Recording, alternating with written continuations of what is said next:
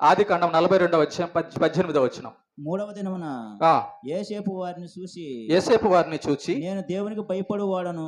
నేను దేవునికి భయపడను వాడని అంటున్నాడు. చూసారా ఏం మాటలు పలుకుతున్నాడు దేవుడి గురించి, ఎలాంటి మాటలు మాట్లాడుతున్నాడు చూడండి యోసేపు దేవుడి గురించి.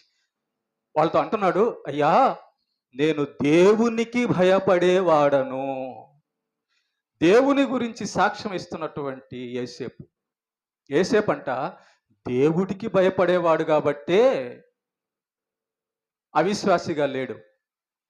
యోసేపు దేవుడికి భయపడేవాడు కాబట్టి పోతీఫర్ భార్యతో తప్పు చేయడానికి అవకాశం వచ్చినా తప్పు చేయలేదు.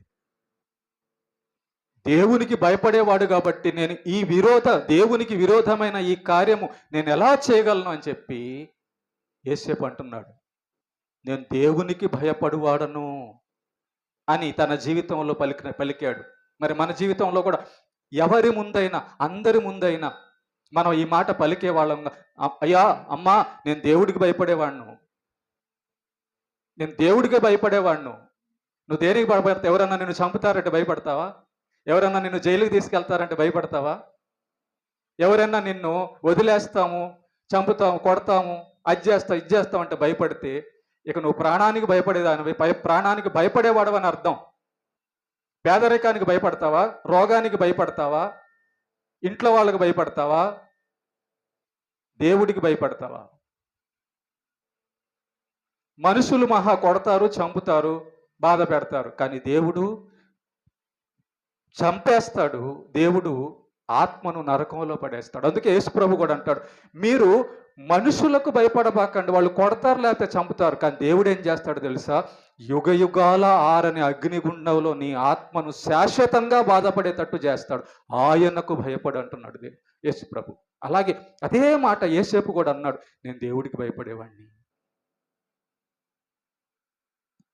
నేను దేవునికి భయపడి నీకు దేవుడు అంటే భయం ఉందా? భయం ఉంటే ఆదివారం చర్చి మానేవాళ్ళు దేవుడికి భయపడేవాళ్ళ? దేవుడు ఆదివారం చర్చికి రమ్మని ఆర్డర్ ఇచ్చాడే. నీకు భయం ఉంటే, దేవుడు అంటే భయం ఉంటే చర్చి మానేస్తావా? మానేవు. దేవుడంటే భయం ఉంది కాబట్టి యోసేపు పాపం చేయలా. దేవుడంటే భయం ఉంది కాబట్టి యోసేపు భక్తిపరుడుగా ఉన్నాడు, విశ్వాసిగా ఉన్నాడు, తన యొక్క జీవితం బాగుంది. దేవునికి భయపడుతున్నాను అంటున్నాడు ఆయన. నేను దేవుడికి భయపడుతున్నా. ఈ మాట నీ నోట ఎప్పుడన్నా అన్నావా? అనేవారుగా మనం ఉన్నామా? ఉండాలి ప్రేమ దేవుని పిల్ల.